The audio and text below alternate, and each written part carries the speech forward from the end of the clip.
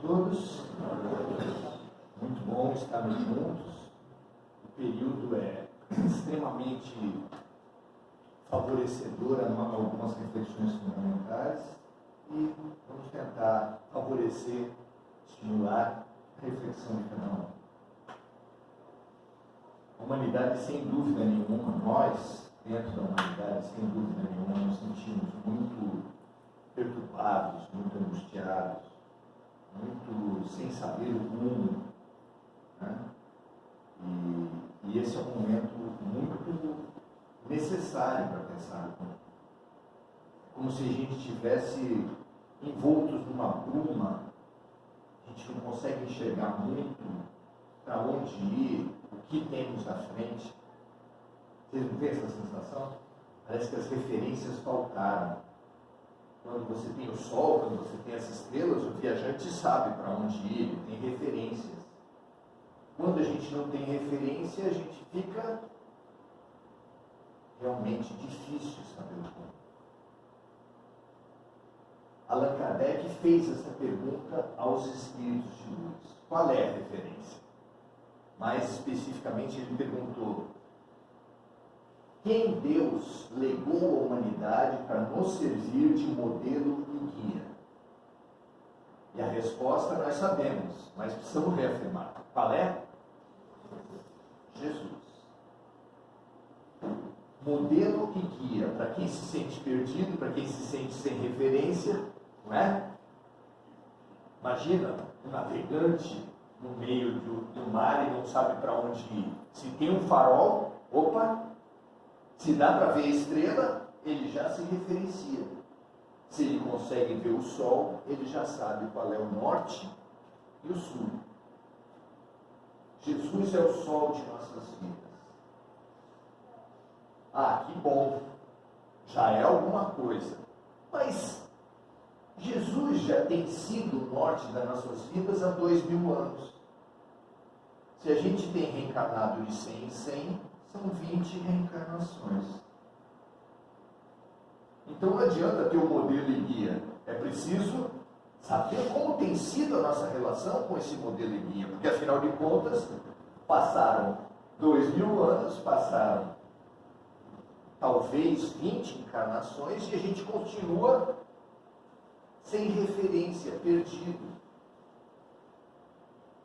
Precisamos demais nos questionar e pesquisar por que Deus, tendo enviado o modelo e guia, a gente continua perdido. O que acontece? A gente tem falado, tem trazido aqui, um estudo que a gente fez nesses últimos 2 anos, em cima do livro O Pequeno Príncipe. Fizemos uma releitura do livro O Pequeno Príncipe à luz do Evangelho. O Pequeno Príncipe começa com um aviador passando pelo deserto do Saara, o seu avião quebra, e ele, tentando consertar, lembra-se da sua infância. Lembrando da sua infância, lembrou da sua criança ferida, que não foi adequadamente estimulada, acolhida nos seus talentos, e foi acordado pelo Pequeno Príncipe. Isso é muito interessante porque a gente encontra e atende melhor as crianças, nossos filhos, sobrinhos, netos, quando a gente revisita a nossa criança ferida. Quem tem um trauma na infância, quando aquele tema volta através do seu filho, do seu neto, ele fica travado, naturalmente. Então precisamos nos libertar dos traumas passados para avançar.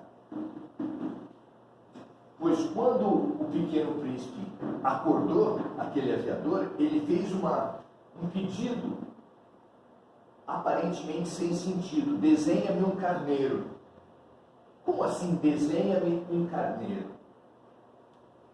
Aquela criança que se transformou num aviador, ele se identificava demais com o desenho. O desenho era o seu grande talento e ele foi bloqueado. Ele foi mal entendido, mal interpretado e não estimulado. Quando a criança fora fala desenha para um desenhista que foi abordado, Ele está convidando ao quê? Olha que palavra gostosa. O desenhista foi abortado na infância dele, pela família dele.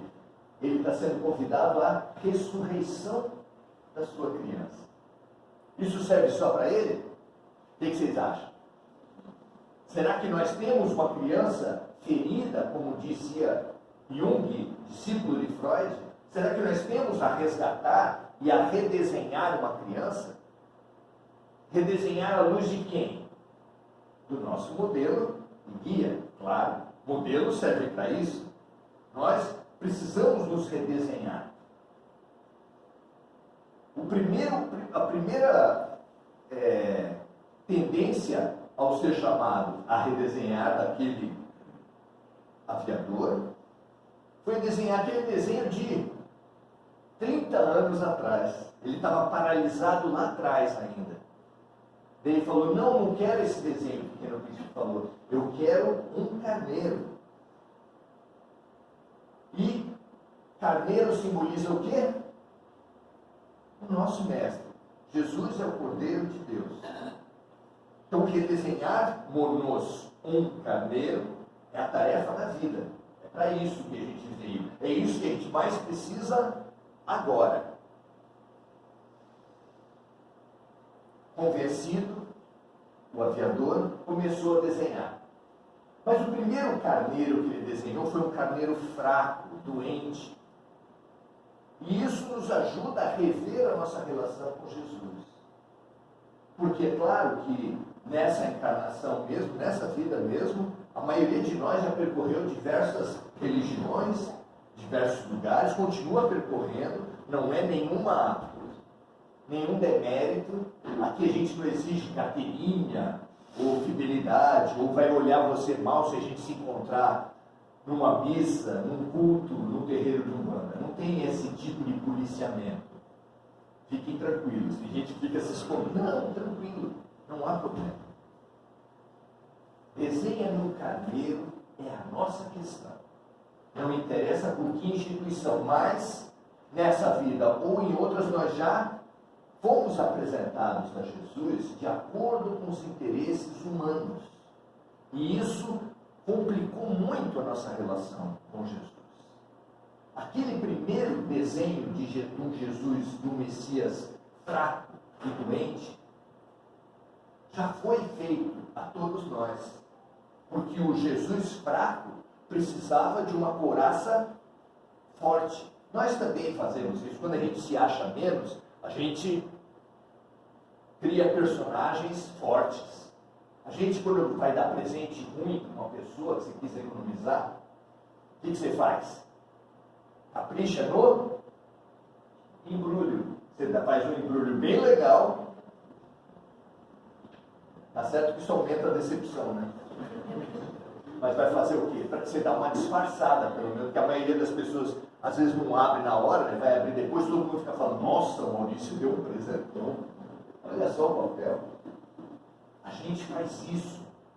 A gente, quando tem inseguranças, a gente vai compondo esses personagens de força que os líderes empresariais, políticos, esportivos, artísticos compõem esses personagens fortes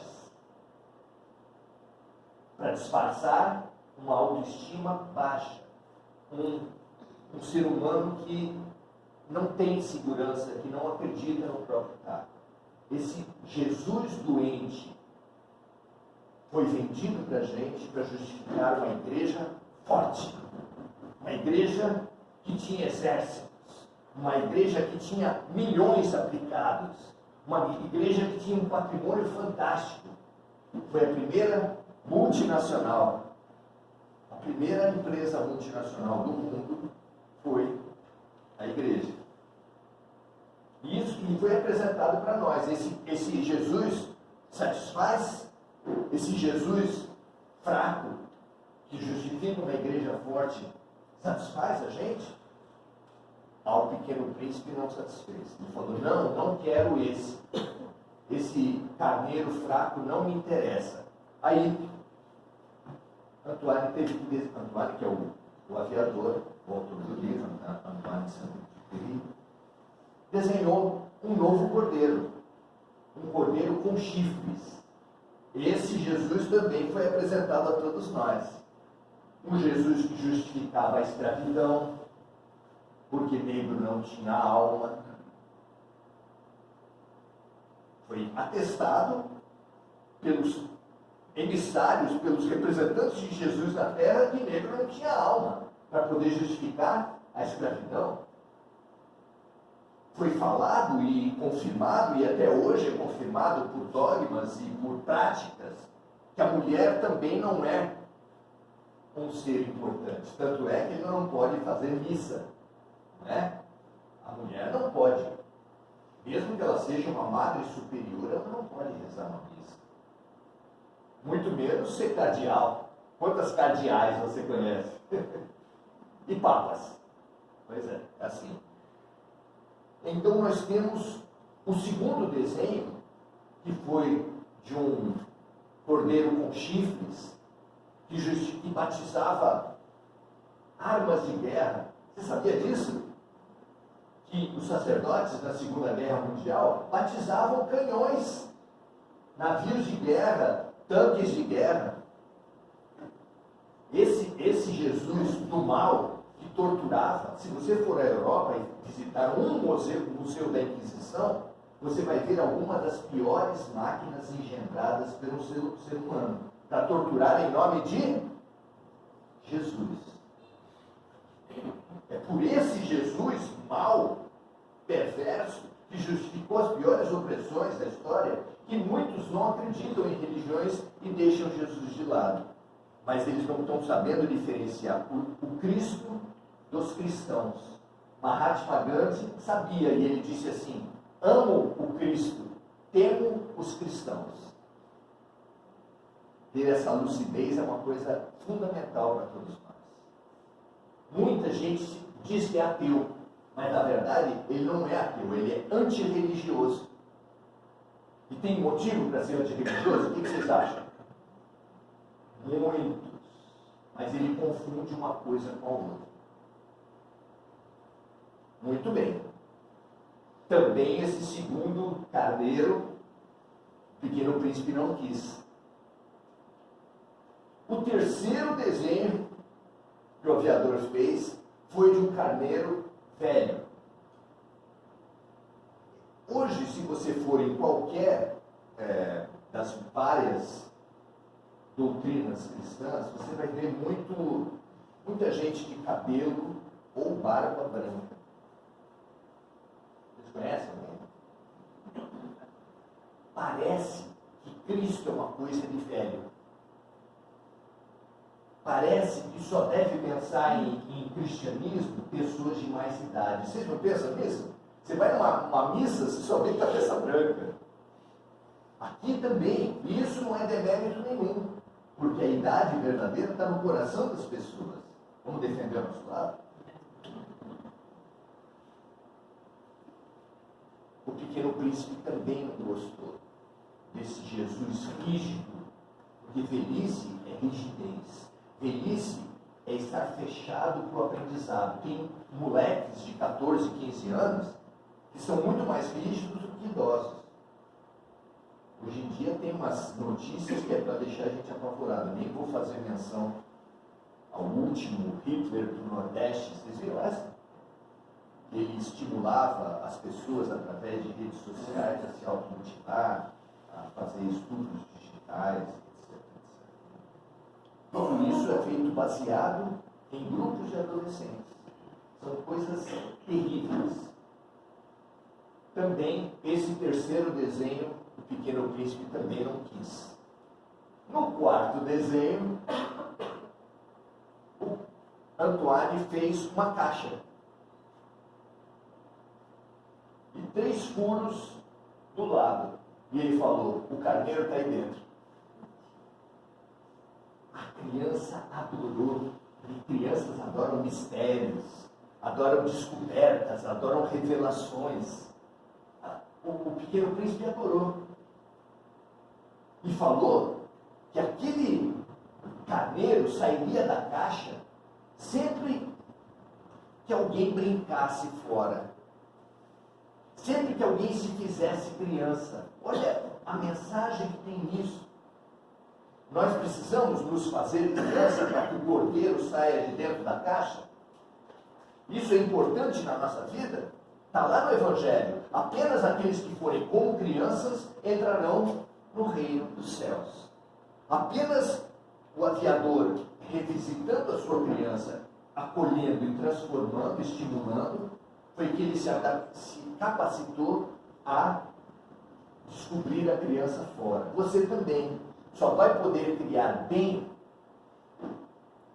uma criança, lidar bem com as crianças de fora, se você reconquistar e acolher a sua criança interior. Minha função social, eu sou assistente social, trabalhando fora. Infelizmente, lá a gente se depara com um tipo de processo criminal chamado estupro de vulnerável. A quantidade de gente que passou por violências extremas na família não é pequena. Você se surpreenderia com a quantidade e com a qualidade. A subnotificação é enorme. A maioria não chega até o judiciário. Faz a gente supor que esse problema é muito maior do que o que acontece.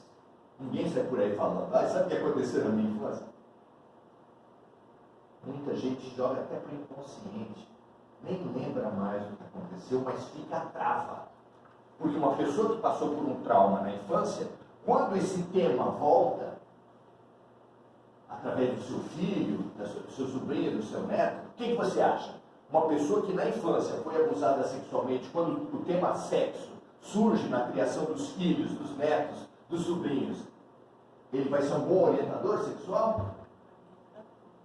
Só se ele tiver ressignificado, se ele tiver acolhido essa dor. Aí ele vai ser fantástico, porque ele fez do limão uma limonada, feito um alcoólatra que está em abstinência e coordena um grupo de AA. Vocês entendem o poder que tem?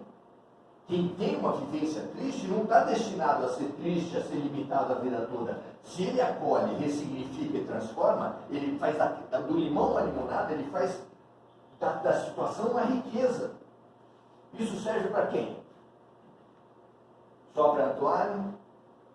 Serve para todo mundo que tem uma criança ferida. Nós estamos na quaresma.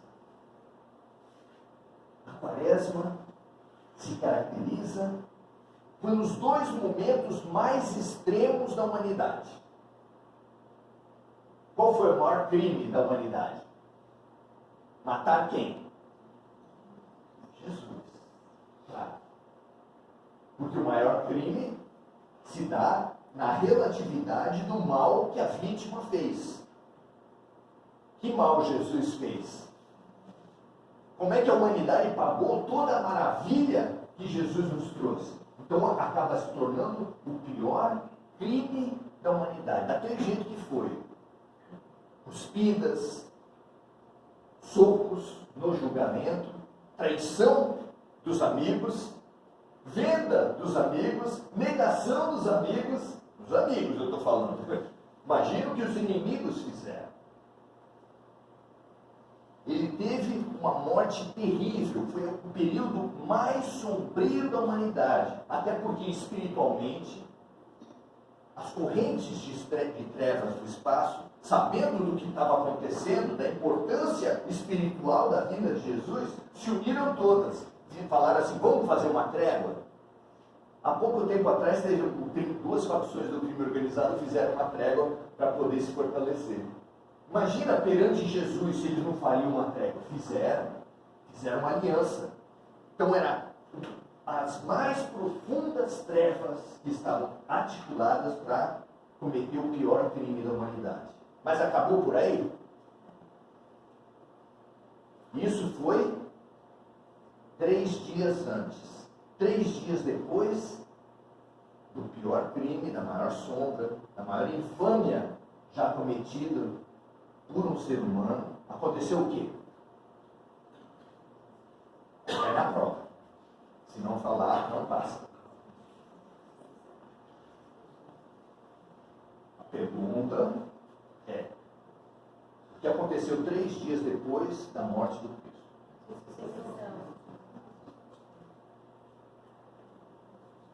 Vocês notam que é o período mais sombrio e depois, 3 dias depois, o período mais luminoso da história, do universo. Pelo menos do nosso universo. Nós precisamos também escolher o Cristo que a gente quer seguir. Quem quiser seguir o Cristo vendido pelos interesses, passado pelos manipuladores de mente, vai poder seguir. Quem quiser negar o Cristo, porque também acredita fanaticamente que o Cristo é esse que as igrejas venderam, também vai poder continuar. Quem buscar no seu coração, não nas falas dos pastores, dos padres, nem dos palestrantes, buscar Jesus aonde? Dentro da caixa.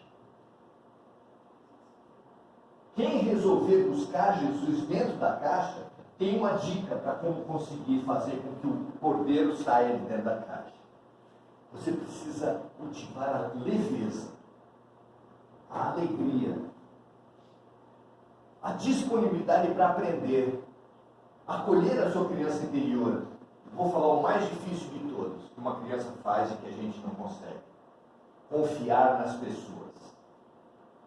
Vou fazer a pergunta óbvia. Quem aqui se considera uma pessoa que confia fácil nas pessoas? Pode levantar a mão.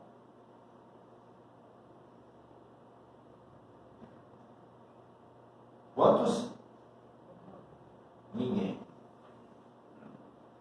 E a maioria de nós falou assim, você é louco, não dá para confiar em ninguém hoje em dia. Não sei se pensaram nisso? E vocês estão parcialmente corretos.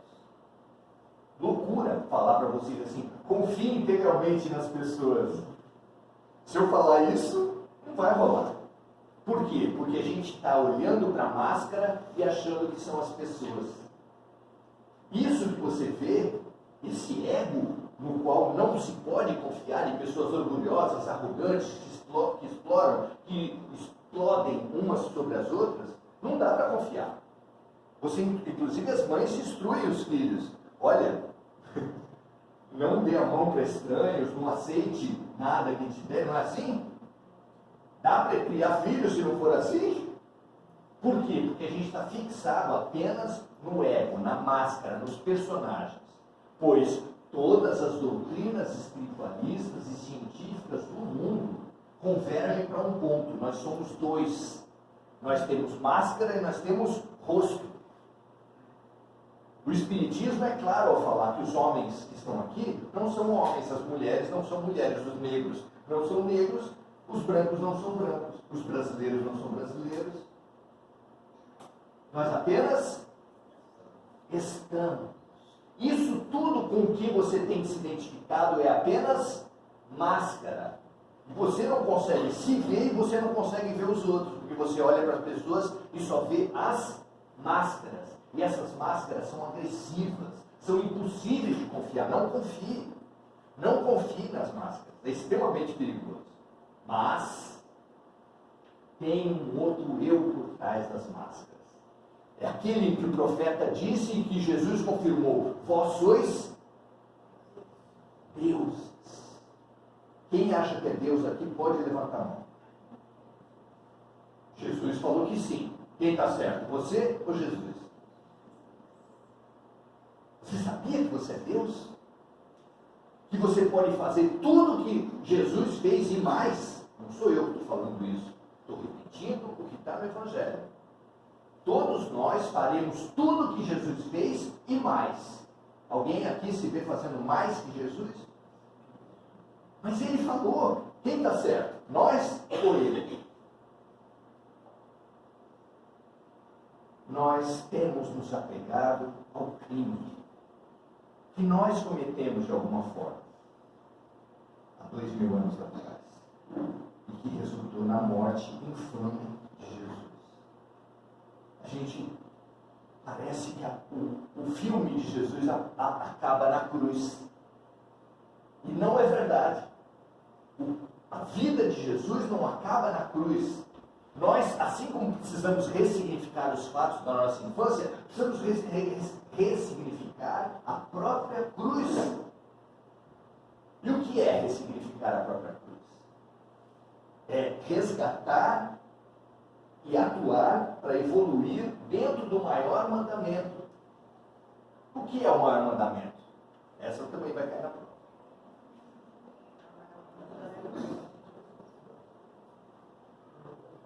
Ouça, ó Israel, amarás o Senhor teu Deus de toda a tua mente, de todo o teu coração, com toda a tua alma. Mas há um segundo mandamento que é semelhante ao primeiro: amarás o teu próximo como a ti mesmo. E Jesus ainda falou logo depois de proclamar isso, que nisso está toda a lei e os profetas, toda a Bíblia em 2 orações.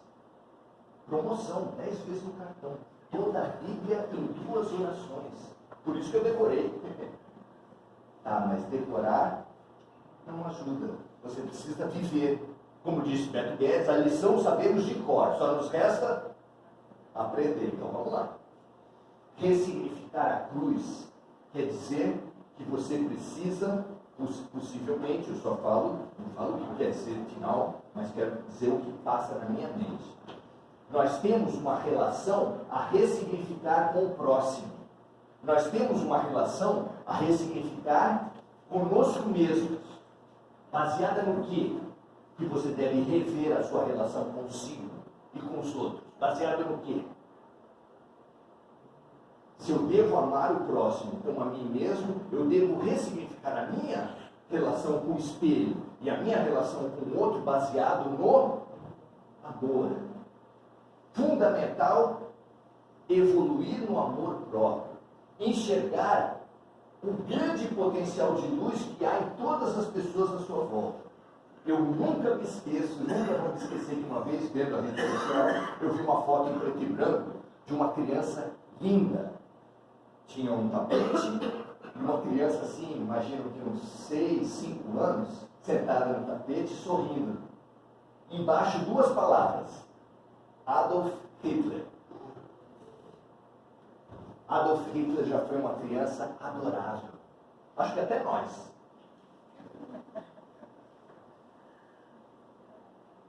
Então, rever a sua relação consigo mesmo, acolher as suas dores e estimular os seus potenciais é renascer nas suas crianças, na sua criança.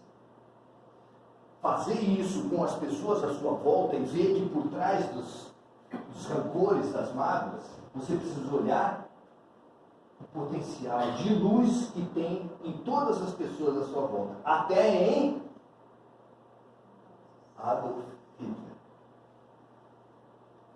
Isso vai fazer a gente ressignificar as nossas relações horizontais. Baseado nisso, nós vamos ressignificar também as nossas relações verticais, que é a nossa relação com Deus. Porque nós vamos encontrar o Deus que habita em nós e o Deus que habita nos outros. É a expressão do Namastê. O Deus em mim ama o Deus que mora em você. E aí você ressignifica as suas relações horizontais e a sua relação vertical. É a cruz que deixa de ser instrumento de tortura para ser um instrumento de norte na tua vida baseado no amor. A ressurreição está chamando. Você vai ficar com a cruz ou com a ressurreição? De Jesus e sua. É a escolha fundamental para esse momento. Obrigado, gente.